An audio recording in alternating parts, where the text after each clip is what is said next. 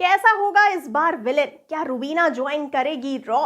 Hello friends, मैं श्रुति और आप देख रहे हैं आपका अपना पसंदीदा चैनल बॉलीग्रेड स्टूडियोज। जिस तरह का पागलपन हमने पठान में जिम का देखा, वैसा आज तक कभी भी नहीं देखा। जिम के किरदार की बैक स्टोरी काफी इमोशनल थी और अगर उसके पॉइंट ऑफ व्यू से देखें तो जिम को इस बात का सबसे बड़ा दुख पहुंचा कि उसने जिस देश के लिए इतना किया, उस देश ने उसके लिए कुछ नहीं किया। लेकिन जैसा कि पठान ने आखिर में कहा कि एक जवान कभी ये नहीं पूछता कि उसके लिए उसके देश ने क्या किया। उसकी ये बात ये साबित करती है कि जिम का गुस्सा जाहिर था, लेकिन उसके पागलपन और नफरत ने कब उसे एक साइको विलन बना दिया वो खुद भी नहीं जान पाया।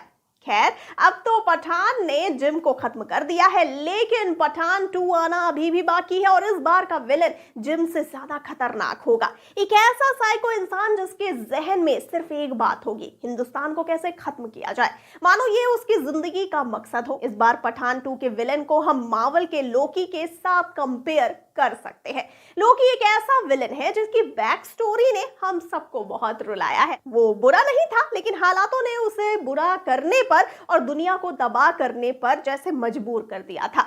ऐसा ही कुछ पठान 2 के इस साइको विलेन के साथ होगा, जिसके बाद उसकी नफरत इतनी बढ़ जाएगी कि वो किसी भी हद तक जाकर हिंदुस्तान को खत्म करने की कोशिश करेगा।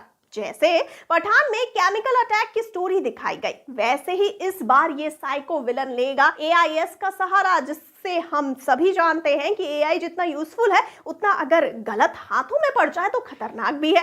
अब ये देखना काफी दिलचस्प होगा कि पठान किस तरह इस नई मुसीबत का सामना करता है। शाहरुख खान की पठान के सभी किरदारों का अपना ही एक इंपॉर्टेंस था, लेकिन सबसे ज्यादा अहम थे पठान, रूबीना और जिम। जिसमें रूबीना ने पहले पठान को धोखा दिया, लेकिन उसके बाद वो जिम के खिलाफ हो गई और उसने पठान की मदद की। कहीं ना कहीं रूबीना ने हमें जोया की याद दिला ही दी। भले ही वो एक ISI एजेंट थी, लेकिन मासूमों की जान लेना उसे भी गलत लगा। अब जब पठान 2 में पठान जोकर टीम को लीड करने वाला है और उसमें सारे ही रॉ के एजेंट्स होने वाले हैं, तो पॉसिबल है कि रूबीना को भी एक रॉ एजेंट की तरह ही ट्रीट किया जाए। लेकिन जैसा कि हम जानते हैं कि हिंदुस्तानी एजेंट्स को एक पाकिस्तानी और उसमें भी ISI एजेंट पर भरोसा कभी नहीं हो सकता। इसीलिए पठान पार्ट 2 में रूबीना की जर्नी काफी टफ होने वाली है, लेकिन टेंशन की कोई बात नहीं है क्योंकि पठान रूबीना के साथ है।